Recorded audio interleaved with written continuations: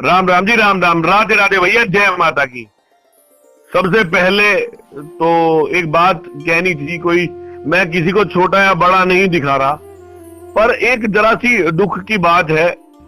वो ये है, मैं कोई आज ज्यादा खास उपाय नहीं, पर ये अच्छे भी नहीं होते, मैं बता रहा हूं, फिर भी मैं किसी की बुराई नहीं कर रहा। स्थिति क्या है, कल मैं शाम जब एक जगह गया था, तो एक व्यक्ति के जिसके घर में था, तो उसे वहां दो जने तो नहीं, दो जने और बैठे थे और मैं भी था, और एक जना मेरे साथ थे। तो वहां टीवी में वो किसी बाबा जी की कथा देख रहे थे। अब मैं ये तो नहीं कह सकता वो कि बाबा जी कौन थे, क्या आवाज थी, मुझे ये तो नहीं पता, पर उसे वो बात क्या बता रहे थे कि जिसके यहाँ लड़का नहीं है, जिसके कोई संतान नहीं है, या जिसका विवाह नहीं हुआ, उसकी मुक्ति नहीं होगी। अरे भैया, ऐसी कोई तथ्य किसी को ना बताओ। लड़की है तो क्या मुक्ति नहीं होगी? संतान नहीं है तो क्या मुक्ति नहीं होगी? शादी नहीं की तो क्या मुक्ति नहीं होगी? ये कोई तथ्य नहीं है, ये कहीं मैं अपने मन से क्या बिल्कुल लिखित में बता रहा हूं। मैंने भी रात को आकर दिमाग मारा इस तभी बता रहा हूं, ऐसा कुछ कहीं किसी पुराण में नहीं लिखा। और मुझे फिर एक बात बहुत बुरी लगती है सनातन धर्म में ही, कि व्यासपीठ से, यानी कि तुम गद्दी में बैठे हो और बहुत सारे लोग तुम्हें सुन भी रहे हैं।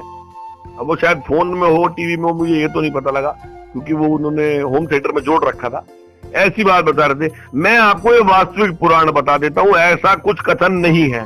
बिल्कुल, कथन तो इतना है कि गरुड़ पुराण के 9वें अध्याय के, और 9वां अध्याय पढ़ लीजिए वह पूरा। वैसे तो 9वां श्लोक यही है, मैं लिखित बात कर रहा हूं, खामा वक्तव्य नहीं, मुंह का नहीं, मुंह की बात नहीं। गरुड़ पुराण में 9वें अध्याय पढ़ने के बाद आपको सब भली भांति समझ में आ जाएगा। मैं उस बाबा से ये कहता हूं, भैया जो भी है आप अच्छे रहे, स्वस्थ रहे, पर ऐसा भ्रम मत फैलाइए, क्योंकि सनातन धर्म पे उल्टी पुल्टी बातें होने लगती हैं। किसी के संतान नहीं है उसकी, इसके लड़कियां लड़का नहीं है उसके, ऐसा कुछ नहीं है। इसीलिए भगवान नारायण जो मोक्ष का सबसे बड़ा द्वार है, मैं खुद कहता हूं, ना स्वर्ग चाहिए ना नरक चाहिए। अगर भगवान ने देना है तो वह अपने चरणों में रख ले, ताकि इस जन्म जन्म के बंधन से छुट जाए। ये वीडियो सबको जरूर शेयर जरूर करिएगा, ऐसा पता नहीं किसी के साथ हो या ना हो, और कमेंट भी यूट्यूब पे करेगा, मैंने बताया भी था। तो पहले बात सुनिए, फिर अब पता लगा वो जिसके यहाँ थे उसके 3 बेटी ही बेटी है। वो बंदा मुझे कहने लगा, मैं महाराज जी, मगर जी मैं इस बात को जड़ से खत्म करता हूँ। उन्हें फोन भी कर दिया मैंने सुबह, रात भर दिमाग मार के, कि ऐसा कुछ नहीं है। तो तुलसी का महत्व और शालिग्राम का महत्व गरुड़ पुराण के 9वें अध्याय में क्या लिखा है, मैं आपको वो बताता हूँ। सबसे पहले वो बात जिसमें मैं खुद अवरोध उत्पन्न करता हूं। मैं उस व्यासपीठ पे जो बैठे हैं, भगवान व्यास ने भी नहीं ऐसा कभी कहा, कहीं लिखा भी नहीं। तो जो व्यक्ति, अगर आपको पता लग रहा है कि बिल्कुल बूढ़े हो गए, चाहे वो बेटी हो, चाहे वो बेटा हो, चाहे वो आस पड़ोस हो, तुम्हारे कोई भी हो, अगर उससे कोई है नहीं है, सन्यासी है, बेटी है, वो जो भी कोई हो, ऐसा नहीं है, बेटियां कोई गलत मत समझे, बहुत भाग्यशाली होती है बेटियां। जो व्यक्ति, अगर आपको लगता है कि अगर किसी ने गुरु मंत्र लिया हुआ है, तो सबसे पहले तो यहां से गुरु मंत्र आदमी को, एक बार जब आदमी मरता है तो प्राण निकलने में पूरे 22 घंटे लगते हैं, ये ध्यान रखिएगा। तो उन 22 घंटों में एक साथ जैसे 100 बिच्छू डंक मारते हैं प्राण निकलने में, वो दर्द होता है। तो गुरु मंत्र लेने के बाद वो दर्द बिल्कुल समाप्त हो जाता है, अगर सच्चे मन से आध्यात्म और ध्यान करे, भगवान का पूजा करे।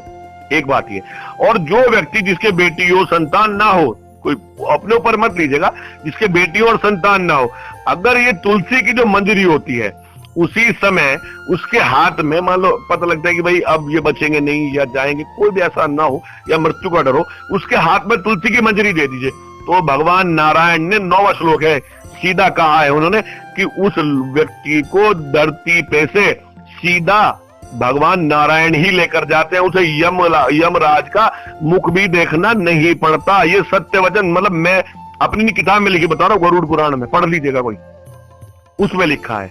और बताता हूं तुलसी के ऐसे ही, जिस व्यक्ति को मरने में कष्ट हो रहा हो, लगता है कि भाई इनके तो प्राण भारी निकल रहे हैं, ये श्राद्ध चल रहे, इसीलिए ऐसा बता रहा हूं। जिस व्यक्ति को, अगर आपको ऐसा लगता हो कि प्राण भारी निकल रहे हैं, बहुत तड़प रहे हैं, तो उसके, इसलिए कहते तुलसी जी हरदी में नहीं लगानी चाहिए, घर में पौधे में लगाओ।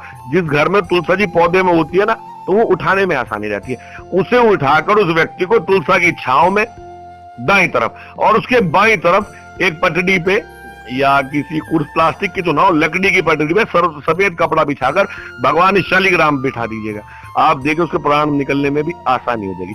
तुलसा की छांव जिस पे होगी ना, उसे कहते हैं भगवान नारायण ने कहा यमराज का मुख भी देखना नहीं पड़ेगा, प्राण बड़े आराम से निकल जाएंगे। तो ये कहीं भी भ्रम भ्रांति ना फैलाए बहुत सारी। और जिस व्यक्ति को हमारे ऐसा करते भी हैं जो मरने वालों के मुंह में गंगा जल और तुलसी डाल देते हैं, नहीं ऐसा कर दीजिए, अच्छी बात है, मैं मना नहीं करता, हमने बड़े बूढ़ों से देखा है। परंतु स्थिति क्या है, अगर किसी को लगता है कि हाँ भाई इनको किसी के साथ भी कि मरना है या कुछ ही समय रह गया, तो उनके गले में तुलसी की माला डाल देनी चाहिए, तुरंत डाल दो। और जब आदमी मर जाता है, शमशान लेके जाते हैं तो सोना चांदी अंगूठी तो सभी उतार लेते हैं, वो तुलसी की माला मत उतारिएगा। इससे क्या है, यहां से और ऊपर तक जाने में जो भी कोई कष्ट होगा वो नहीं होगा बिल्कुल।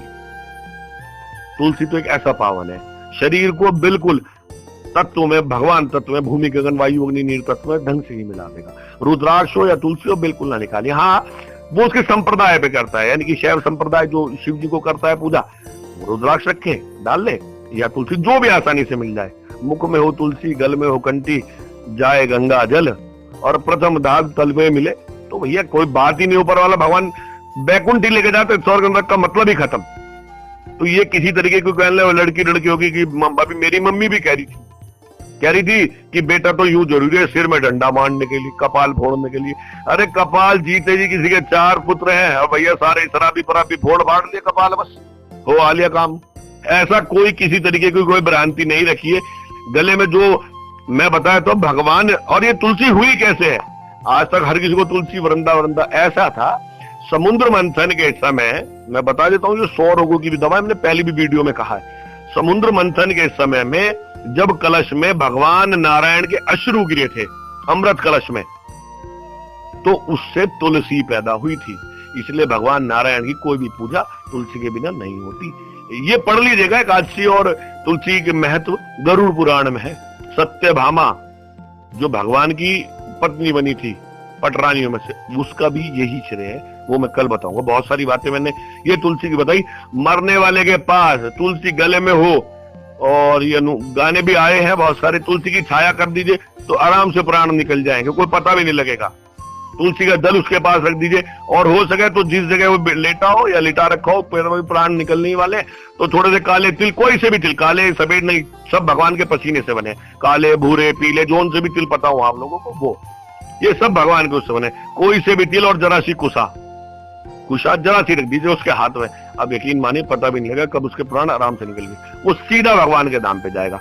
चाहे कोई कितना भी बुरे कर्म करे हो, किसी ने कितने ही पाप करे हो, मैं तो खुद को पापी कहता हूं, ये बात जरूर ध्यान रखिएगा। और ऐसा किसी को मत, कोई भैया जो मेरी सुन भी रहा हो, कि अपनी व्यासपीठ से मत कहिएगा, जो भी कोई हो सके यूट्यूब पे हो, मुझे नहीं पता कि ऐसा होता है, नहीं। लड़कियां तो लक्ष्मी का रूप होती हैं, जिनके बेटा नहीं होता है, बेटी नहीं होती, वो कभी भी इस चीज से न घबराए। पाप है, बस हो गए पूरे, काट लिया, ठीक है भैया, मेरी गलती, मुझे क्षमा। और यूट्यूब पे ही देखिएगा, मैंने पहले भी कहा, भेजिएगा सबको ये जरूर।